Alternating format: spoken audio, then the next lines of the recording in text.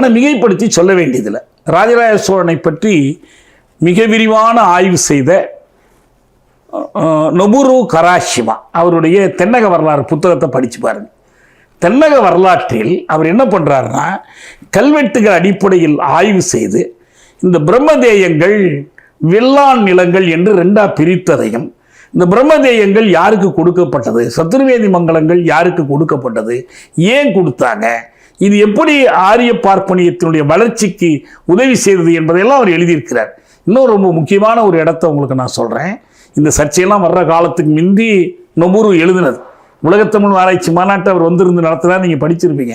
அவர் எழுதுகிறாரு, திராவிட இயக்கம் பிராக்கெட்டில் தமிழ் தேசியம் இப்படித்தான் வளர்ந்ததுன்னு எழுதுகிறார். அவர் இவருக்கு நம்ம விருப்பு வெறுப்புகள், நமக்கு பிடித்தவங்க பிடிக்காதவங்களாம் அவருக்கு தெரியாதில்ல. அவர் வரலாற்று அறிஞர், அப்படி பார்க்குறார் அந்த விஷயத்தை. அதுக்காக நான் சொல்ல வர்றேன். அது அப்படியே ஏற்றுக்கணும் ஏற்றுக்க வேண்டாங்கிறதுக்காக இல்லை. ஆனால் அந்த மன்னர்களை பற்றி பேசுகிற போது இந்த அறிஞர்களை எடுத்துக்கொள்ளணும். நம்ம தமிழனாக இருந்தால் தான் ஏன் தமிழ்நாட்டை ஆராய்ச்சி பண்ணணும், அதுதான் ஏன் ஒத்துக்கணும், வெளிநாட்டை ஆராய்ச்சி பண்ணால் ஒத்துக்க முடியாது அப்படின்னு சொல்லிக்கிட்டு இருக்கிறது என்ன அர்த்தம்? இது என்ன அறிவியலாது?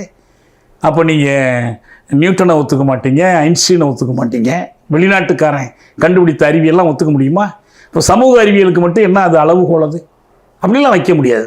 நமக்கு சிந்துவெளி நாகரிகம் மற்றெல்லாம் கற்றுக் கொடுத்தோம்லாம், அந்த கண்டுபிடிச்சி கொடுத்தோம்லாம் வெள்ளக்கார அதிகாரி தான் கொடுத்தான். இது எத்தனையோ சொல்லலாம் நமக்கு. அதனால் அப்படி நமக்கு குறுகிய தமிழ் தேசியம் அல்ல, இன்க்ளூசிவ் தமிழ் நேஷனலிசம், அனைவரையும் உள்ளடக்கிய தமிழ் தேசியம்தான், வளர்ந்து செல்லுகிற தமிழ் தேசியம்தான். எதிர்காலத்தில் இது எப்படியெல்லாம் எவ்வளவு முடியுமோ அவ்வளவு ஆற்றல்களை திரட்டி கொண்டு விடுதலையை சாதிக்கிற தமிழ் தேசியமாக இருக்கணும்.